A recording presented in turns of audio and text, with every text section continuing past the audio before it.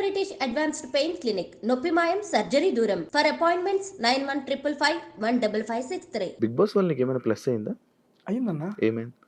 ఏమైంది ఏందన్నా, చాలా నేర్చుకున్నా బిగ్ బాస్ వల్ల. ఇప్పుడు బేసిక్గా నేను నేర్చుకున్నాను కెరియర్ పరంగా నేను అడుగుతున్నా. లైక్ ఇప్పుడు ఒక ఎంటర్టైనర్ హౌస్లోకి వెళ్ళారంటే ఒక 4 సినిమాలు లేకపోతే ఒక మంచి బిజీ లైఫ్ ఒక ఇది లైక్ నీ లైఫ్ నీకు అది అలా అలాంటివి ఏమన్నా లాస్ట్ సీజన్ బిగ్ బాస్కి ఈ సీజన్ బిగ్ బాస్కి మధ్యలో నేను 7 సినిమాలు చేశానన్న. అప్కమింగ్ రిలీజ్ అవుతాయి కొన్ని.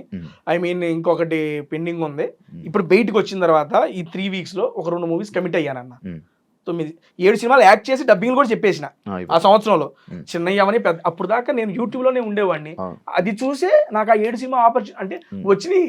ఐ మీన్ అంతకుముందు వచ్చినాయి కానీ ఆ డేట్స్ ఏదైతే ఇప్పుడు 2 సినిమాలు ఉన్నాయి అనుకోండి, ఇది ఒకే రోజు డేట్ అడగడం వల్ల అలా మిస్ అయిన కొన్ని ఉన్నాయి. అలా 7 సినిమాలు నేను నటించి యాక్ట్ చేసి డబ్బింగ్లు చెప్పిన సినిమాలు అయితే ఉన్నాయి. అది రెడీగా ఉన్నాయి, మరి రిలీజ్ ఎప్పుడవుతాయో మరి. కానీ యూట్యూబ్ బాగా డెవలప్ అయింది కదా నీకు బిగ్ బాస్ తర్వాత? అవునన్నా, 3 లక్షలు అప్పుడు పోయా, ఇప్పుడు 8 లక్షల మంది సబ్స్క్రైబర్లు అయ్యారు. ఈ 2 సార్లు బిగ్ బాస్ చెప్పక 5 లక్షల మంది పెరిగారు. మరి వాళ్ళందరూ నన్ను చూసి నా ఆట చూసి నచ్చి నా దగ్గరికి వచ్చిన వాళ్ళే కదా. సంపాదించుకున్నావు డబ్బులు మంచిగానే వస్తున్నాయి అన్న, సంపాదించుకున్నా. ఎంత సంపాదించుకున్నావు? ఎంత నెట జీవితం ఏదో వస్తున్నాయి, దేవుడు ఆశీస్సులు. బంగారం ఇది మా చెల్లి నా బర్త్డేకి తన జాబ్ చేసుకుని డబ్బులు దాచుకొని మంత్లీ 12,000 13,000 సంథింగ్ ఏదో గోల్డ్ ఈఎంఐ కట్టి నా కోసం తీసుకుందా. వాచ్ శోభ ఇచ్చింది బర్త్డేకి. నేను నా లైఫ్ లో వాచ్ పెట్టలే ఇప్పుడు. ఫస్ట్ వాచ్ ఇదే. శోభ ఇచ్చిందని పెట్టుకున్నావా? అలా అని కాదు, మా అమ్మకి నేను వాచ్ పెట్టుకోవాలి. నేను అసలు మీ మమ్మీకి కోరిక ఎప్పుడు ఎక్కడికి వెళ్ళినా అది తీసుకో వాచ్. పోవా నాకు వద్దే. మా ఫ్రెండ్ గారు ఒకడు US లో పంపించాడు. అది అంతే, 1-2 నెలలు వాడే పోయింది. నేను కంటిన్యూ చేయలేను, నేను పెట్టుకోవాలి నా లైఫ్ లో వాచ్ వాళ్ళ. ఇక అది ఇచ్చిందే కానీ ఆల్మోస్ట్ నేను ఎక్కడ బయటకు వెళ్తున్నా పెడుతున్నా వాచ్. ఏదో ఉంటదిగా సరదాగా అట్ట పక్కనే. టేస్ట్ మాస్ గార్డ్ అని ఎందుకు అన్నారు? అది నాకే తెలియదు అన్న, మీరు చెప్పాలి బయట చూసి. నాకు బయటకు వచ్చేపాటికి మాస్ గార్డ్ అంటే ఎందుకు తిడుతున్నారో పూడుతున్నారో అర్థం కాల. తర్వాత కామెంట్స్ అవి చూసిన తర్వాత బేసిక్ గా నాకు నేను పర్సనల్ గా చాలా సాటిస్ఫై అయ్యా ఈ సీజన్ లో. ఒక ప్రోమో కింద 6,000 కామెంట్లు ఉంటే దాన్ని మొత్తం మాస్గడ్ తేజ గేమ్ చేంజర్ తేజ ఉప్పడేశారు. అమ్మని అమ్మాయి ఏంది ఎంతమందికి నచ్చామా మనం అని సెల్ఫ్ సాటిస్ఫాక్షన్ సీరియస్లీ. ఎందుకంటే మనం కామెంట్ లో నేను యూట్యూబ్ లో వీడియో చేసేటప్పుడు కూడా నాకు 500-600 కామెంట్లు వస్తాయి అన్న, నేను చేసే ఫుడ్ వీడియోకి కూడా. అటువంటిది 6,000 కామెంట్లు 7,000 కామెంట్లు నా పేర్లు ఉన్నాయి అంటే నాకు భలే అనిపించింది. అది టేస్టీ తేజ సింపతి ట్రై చేశాడా? ఏ విషయంలో అన్న? లైక్ ఫ్యామిలీ టైంలో అమ్మగారు కోసం ఎక్కువసేపు ఏడవడం కానీ అక్కడ ఏదో కొంచెం సింపతి ట్రై చేశారు. కెమెరా వైపు చూసి మరీ ఏడవడం, కొంచెం సింపతి ట్రై చేశారు. కెమెరాలు చూసి దాన్ని క్లిప్స్ చేసి మరి బయట ట్రోల్ చేస్తారు. బయట చూసా పిల్లోడు స్కూల్ వదిలేసి వెళ్ళిపోతే ఎంత ఎమోషనల్ అయినా ఏమైనా చేయగలరబ్బా మీమ్స్ లో. నేను భలే నవ్వుకున్నా అది. Okay done. సింపతి అనేది బేసిక్ గా నా లైఫ్ లో నేను సింపతిని ఎప్పుడు కోరుకోనన్నా సీరియస్లీ. నాకు రియల్ లైఫ్ లో కూడా ఏమైనా ఉంది అంటే నేను అది చెప్పేసి అరే అయ్యో పాపం అని నా మీద జాలి చూపిస్తే నేను తీసుకోలేను, సీరియస్ గా తీసుకోలేను. అటువంటిది ఆ మూమెంట్ లో నా మనసులో ఏమొచ్చేసిందంటే బలంగా, అరే లాస్ట్ టైము ఫ్యామిలీ వీక్ అప్పుడు నువ్వు ఇంట్లో బయటికి వెళ్ళిపోయావు, ఇప్పుడు ఫ్యామిలీ వీక్ జరుగుతుంది, అందరు పేరెంట్స్ వస్తున్నారు, నువ్వేదైతే అనుకున్నావో మీ అమ్మ రావట్లేదు, ఒకవేళ అదే వారం నేను ఎలిమినేట్ అయిపోతే ఏంటి పరిస్థితి?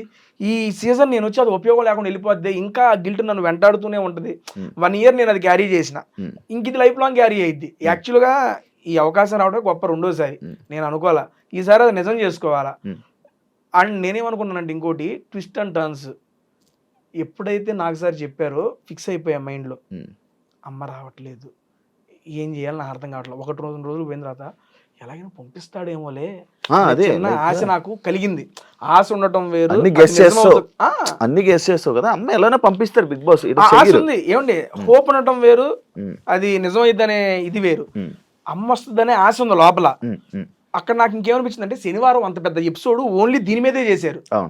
వర్స్ట్ కంటెస్టెంట్ ఎవరు చేసి ఇది ప్రక్రియ పెట్టారు. 1 day మొత్తం దీని మీదే కేటాయించినప్పుడు దీని వాళ్ళు చాలా సీరియస్ గా తీసుకున్నారు. నాకు సార్ నోటెమట చెప్పారు ఆ మాట. నాకు అప్పుడు చెప్పంగానే అమ్మా ఇదేంటి, నాకు అది వీక్నెస్ అని మేబీ దాంతో ఏమైనా చేస్తున్నారేమోలే అనే ఆలోచన వచ్చే దాని మీద ఎమోషన్ నన్ను ఓవర్కమ్ చేసేసింది. 1-2 రోజుల తర్వాత లేదు అమ్మ వస్తుంది అని నా మైండ్లో చెప్పుకున్నా కూడా మళ్ళీ అరే ట్విస్ట్ అండ్ టర్న్స్ అమ్మ రాకుండా ఈ వారం ఎలిమినేట్ అయిపోతే ఏంటి పరిస్థితి, ఉమ్, ఆ ఊహ వచ్చి నా యొక్క ఎమోషన్ కంట్రోల్ కాల. ఉమ్, అండ్ అది కాకుండా పేరెంట్స్ అందరు వస్తున్నప్పుడు పృథ్వీ వాళ్ళ మదర్ వచ్చినప్పుడు అయితే నా వల్ల కాలేదండి. ఉమ్, ఆ కేజీఎఫ్ సాంగ్ వేసి అమ్మ పాట వేసి ఇచ్చేసారు కదా, నేను ఏమనుకున్నా అంటే మా అమ్మ వస్తుంది అనుకున్నా. ఇలా చేసి అమ్మను పంపిస్తున్నారు, నా లోపల అమ్మ వస్తుంది అని చూడగానే పృథ్వీ వాళ్ళ మదర్ గారు వచ్చారు. ఉమ్. అమ్మ రాలేదా అని అన్వాంటెడ్గానే తెలియకుండానే మీరు చూస్తే నుంచుండిపోతాను, కళ్ళ నుండి నీళ్ళు వస్తాయి. అంత పెద్ద గొప్ప ఆర్టిస్ట్ని కాదు నేను, ఓపెన్గా చదువు ఇప్పుడు నుంచొని ఆడవరా అంటే ఆడవలేను.